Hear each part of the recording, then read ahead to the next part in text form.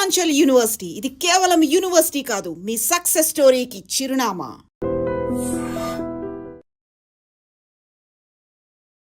Hi, hello, నమస్తే, welcome back to iDream media.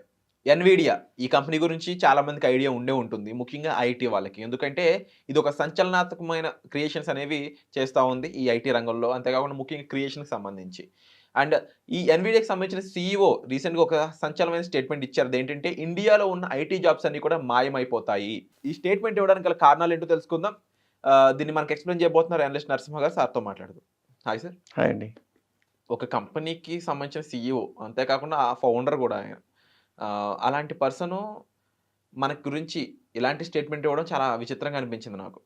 ఎందుకంటే Indian IT అనేది చీప్ లేబరే కాకుండా క్వాలిటీ వర్క్ కూడా ప్రొవైడ్ చేస్తుంది అనే విషయం ప్రపంచం మొత్తం తెలుసు.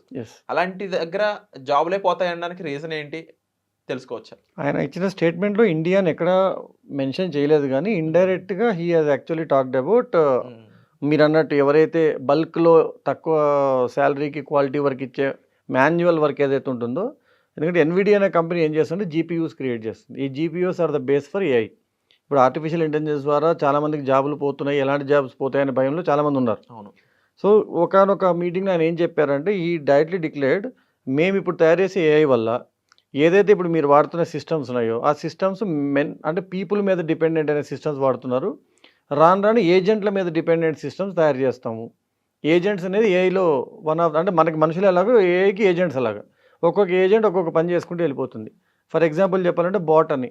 ఇప్పుడు మీరు స్విగ్గీలో చాట్ చేస్తే ఫస్ట్ చాట్ బాట్ వస్తుంది. ఒకప్పుడు మనిషి కనెక్ట్ అయ్యేవాడు, ఫస్ట్ చాట్ బాట్ వస్తుంది. ఆ చాట్ బాట్ కనుక మీకు సపోర్ట్ ఇవ్వకపోతే I'm connecting to human agent అని ఇస్తుంది. అంటే సగానికి సగం పని చాట్ బాట్స్కి వెళ్ళిపోయాయి. సో ఇంతకుముందు 1000 మంది కూర్చునే కస్టమర్ సర్వీస్లో ఇప్పుడు 100 మంది కూర్చున్నా సరిపోద్ది, ఎందుకంటే మిగతా పని అంతా చాట్ బాట్ చూసుకుంటుంది. సో ఇలాంటి ఏజెంట్ బేస్డ్ సిస్టమ్స్ డెవలప్ అవుతున్నాయి. ఏజెంట్ బేస్డ్ సిస్టమ్స్ వస్తే మాకు హ్యూమన్ బేస్డ్ సిస్టమ్స్ అవసరం ఉండదు అని ఇండైరెక్ట్గా ఆయన ఏం చెప్పారంటే, హ్యూమన్స్ ఎక్కడైతే ఎక్కువగా యూజ్ చేస్తూ మనం పని చేస్తున్నారో వాళ్ళందరికీ ఇప్పుడు అవసరం రాకపోవచ్చు నెక్స్ట్ 2-3 ఇయర్స్లో. సో వీళ్ళందరూ కాస్త అర్థం చేసుకొని జాగ్రత్త పడాలని ఒక మాట అన్నారు. He never said India are China. But ఎక్కువ మంది మనుషుల్ని ఐటీకి సప్లై చేస్తుంది ఎక్కడ నుంచి అంటే ఏషియన్ కంట్రీస్. దాంట్లో నెంబర్ 1 ఇండియా ఉంటుంది, ఆటోమేటిక్గా దానికి దగ్గరలో చైనా వాళ్ళు ఉంటారు. సో మీరు యూఎస్ చూడండి, ఎక్కడైనా చూడండి, ఐటీ ఇండస్ట్రీ అంటే ఎక్కువ మన వాళ్ళే వర్క్ చేస్తూ ఉంటారు.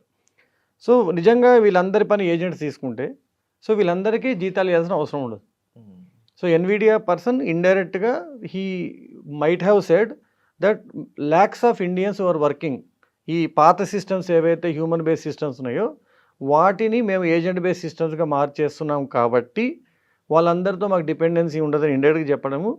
అది ఖచ్చితంగా మన ఇండియన్ ఐటీ ఇంజనీర్స్ ఎవరైతే ఉన్నారో they have to be very careful that okay దీనికి తగ్గట్టుగా ఇప్పుడు ఇండియన్ కంపెనీస్ కూడా ఎన్హాన్స్ అవ్వాలి, అప్గ్రేడ్ అవ్వాలి అని చెప్పడము నాకు తెలిసి డైరెక్ట్గా ఇండియన్ కంపెనీస్కి ఒక చిన్న హింట్ ఇచ్చినట్టుగానే. అది ఎవరైనా కావచ్చు, మన సర్వీస్ బేస్డ్ ఇండస్ట్రీ, ఇన్ఫోసిస్ అవ్వచ్చు, సిటిఎస్ అవ్వచ్చు.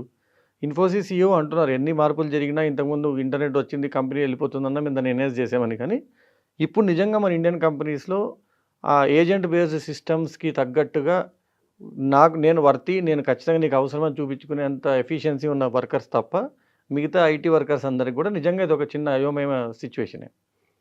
సో మరి ఆయన అన్నది ఎన్ని నెలలో జరుగుతుందంటే 2 years అన్నారు. It may happen in 1 year or 3 years also. అయితే కొంతమంది సాఫ్ట్వేర్ అనలిస్టులు అనొచ్చు, లేదంటే సాఫ్ట్వేర్ ఇంజనీరింగ్ దాంట్లో ఎక్స్పీరియన్స్ ఉన్న, ఇండస్ట్రియల్ ఎక్స్పీరియన్స్ ఉన్న పర్సన్స్ అయి ఉండొచ్చు. ఎలాంటి ఏఐ వచ్చినా దానికి కూడా ఒక హ్యూమన్ నీడ్ ఉంటుంది అనేది వాళ్ళు చెప్తా ఉన్నారు. సో ఆ రకంగా చూసుకుంటే ఎంతవరకు జాబ్స్ అనేవి మిగిలిన ఛాన్స్ ఉంది? ఒక 100%లో 20% అనేవి మాత్రమే హ్యూమన్ ఓరియంటెడ్ జాబ్స్ అనేవి ఉంటాయి ఐటీలో. అలా అనుకుంటే మరి ఇండియన్ ఫ్యూచర్ ఏంటి ఐటీ పరంగా? అంటే నా అంచనా ప్రకారం అయితే 10-15% అవసరం ఉంటాయి. Top level 10-15. అంటే యాక్చువల్గా మీరు ఒక్కసారి చూస్తే అండి పిరమిడ్ స్ట్రక్చర్ అంటారు. ఐటీ ఇండస్ట్రీలో ఉన్న ఎంప్లాయ్మెంట్ అంతా పిరమిడ్ స్ట్రక్చర్లో ఉంటుంది. పిరమిడ్ అనేది టాప్ లెవెల్లో తక్కువ సైజ్ ఉండి రాను కింద ట్రయాంగిల్ షేప్లో ఉంటుంది. అవును. మీరు ఎప్పుడు చూసినా ఎక్కువ రిక్రూట్మెంట్ ఎక్కడ జరుగుతుంది? రిక్రూట్మెంట్ అంతా కింద ఫస్ట్ లెవెల్లో ఫ్రెషర్స్ లెవెల్లో జరుగుతుంది. సో ఈయన ఉద్దేశం ఏంటంటే టాప్ క్రీమ్ ఎవరైతే ఉన్నారో వాళ్ళు ప్రొడక్ట్స్ని డెవలప్ చేస్తారు, ఏఐని గైడ్ చేస్తారు, వాళ్ళు ఉంటారు. మామూలుగా ఏమంటారంటే ఇలా తగ్గుతుంది అంటారు, కానీ అలా తగ్గదు. ఒక్కసారిగా కింద 2-3 లెవెల్ పడిపోవచ్చు. ఆయన చెప్పడం ఏంటంటే అసలు ఫ్రెషర్స్ అవసరం ఉండదు. ఓకే. ట్రైనింగ్ వాళ్ళు దేనికి తీసుకుంటారు? ఫ్రెషర్ లెవెల్, ఎంట్రీ లెవెల్ జాబ్స్కి తీసుకుంటారు. అలాంటి అవసరం లేకుండా డైరెక్ట్గా నాకు హైయెస్ట్ స్కిల్ ఉన్న పర్సన్స్ ఒక 100 మంది ఉంటే నేను ఇంతకుముందు 10,000 మంది చేయించిన పని చేయించగలను. అంటే ఇప్పుడు ఈ రోజుల్లో ఒక చోట ఫ్రెషర్గా జాయిన్ అవ్వకుండా ఎక్స్పీరియన్స్ తెచ్చుకున్న పర్సన్ ఎవరు ఉండరు కదా, ఉండరు. అలా అనుకుంటే కంప్లీట్ సిస్టమే ఫెయిల్ అవుతుంది కదా అని. అది యాక్చువల్‌గా ఇప్పుడు ఆయన అంటే ఇప్పుడు మీరు ఫర్ ఎగ్జాంపుల్ చెప్తే టీసీఎస్ వాళ్ళు ఎన్‌క్యూటీ అని ఒక ఎగ్జామ్ పెడతారు. దాంట్లో కూడా 3 లెవెల్స్ ఉంటాయి. అంటే ఫ్రెషర్‌కి కూడా 3.5 లాక్ సాలరీ ఇస్తాడు. అదే ఫ్రెషర్‌కి ఆయన తనని తను ప్రూవ్ చేసుకుంటే 12 లాక్ సాలరీ కూడా ఇస్తాడు టీసీఎస్. సో నేననేది ఏంటంటే 3.5, 5 లాక్ సాలరీ ఉన్న వాళ్ళు అవసరం లేదు ఇప్పుడు వాడికి. ఓకే. వీళ్ళు 10 మందిని తీసుకునే బదులు 5 మంది 12 లాక్ సాలరీ పెట్టుకొని వీళ్ళతో వాళ్ళకి కావాల్సిన డబుల్ పని చేసుకునేంత ఎఫిషియన్సీ వాళ్ళకు ఉంది, స్కిల్ ఉంది కాబట్టి he is ready to pay. అంటే ఒక ఇండివిజువల్ అనేవాడు వాడు ఎలా అయినా ఉండేవాడి, వాడు స్కిల్ సెట్ ఉండాలి, వర్క్ Correct. ఎక్స్పీరియన్స్ అనేది వాడు ఆ స్కిల్ తెచ్చుకోవాలి. స్కిల్ తెచ్చుకోవాలి. అంటే ఇప్పుడు ఫర్ ఎగ్జాంపుల్ ఏఐ ఉంది. ఏఐని ఎలా నేను దాన్ని స్లేవ్‌గా వాడుకోవాలో తెలిసినవాడు క్రీమ్. క్రీమ్. ఏఐ ఏం చెప్తే అది నేను చేద్దాం అనుకున్నాడు ఏఐకి అవసరం లేదు. సో అది ఈ పిరమిడ్ స్ట్రక్చర్‌లో లాస్ట్ 2 లెవెల్స్ ఒక్కసారిగా పడిపోయే ఛాన్స్ ఉంది. అక్కడే మనకి దగ్గరగా 5-6 లక్షల మంది ఐటీ ఎంప్లాయీస్ ఉన్నారు. సో ఉడతా భక్తి విద్యలు అయితే ఇంక పనికిరావు. ఆ రకంగా చదువుకుని ఏదో అంటే ఒక కాపీ కోడింగ్ కొడదాం అనుకున్న వాళ్ళకి ఇంకా ఫ్యూచర్ లేదు.